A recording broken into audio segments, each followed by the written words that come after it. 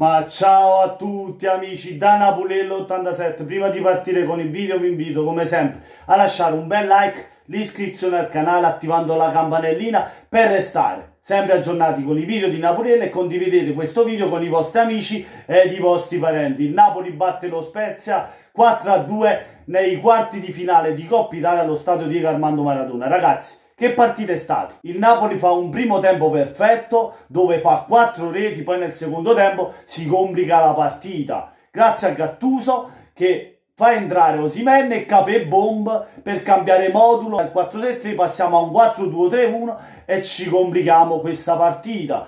Perché il Napoli aveva fatto bene tutto il primo tempo fino agli ultimi 20 minuti del secondo tempo, cambiando modulo. Ecco che lo Spezia ci sovrasta a centrocampo e in 3 minuti ci fa 2 gol, ragazzi. In 3 minuti ci fa 2 gol. Koulibaly non capisce più niente, così come i terzini, e Capebomb nata volta che entra è sempre spaesato, non ci capisce niente. Entra 3 minuti e non ci ha capito un cazzo, Lobotka non ci ha capito niente. Ancora una volta, ragazzi, dovrei essere contento, sì, ma quando subisce ancora una volta 2 gol dallo Spezia non so contento per niente. Benissimo il primo tempo, dove ero anche contento del fatto che Gattuso aveva capito di mettere un 4-3-3 in campo, di schierare un 4-3-3. Infatti ecco, il risultato c'era, eravamo 4-0 con un grande gol di Politano, un grande gol di Elmas, un grande gol di Lozano, ma soprattutto in apertura che gol ha fatto Koulibaly di tacco, ragazzi. Mamma mia, proprio bello il Napoli, no? Giocava bene, Insigne, mamma mia che assist sui piedi di Elmas, il gol di Politano, ancora una volta il Ciuchi che va via e fa un grande gol da prima punta. Poi nel secondo tempo non si è capito più niente. Abbiamo sì giochicchiato nel secondo tempo, abbiamo tenuto il risultato.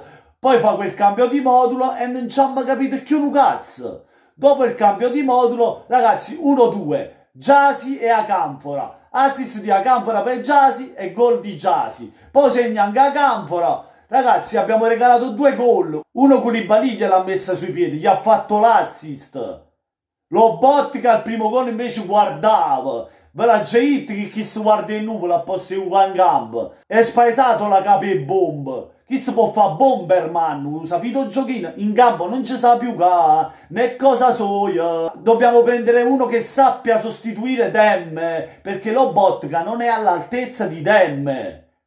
Ragazzi, Lobotka non è come Demme. Demme è molto più forte, è molto più qualitativo, è uno che pressa pure, oltre che fa girare la squadra. Cosa che Lobotka ci mette 3 anni. Tiene una panza, voglio, ma avete visto che panza le è venuta? A Capebomb.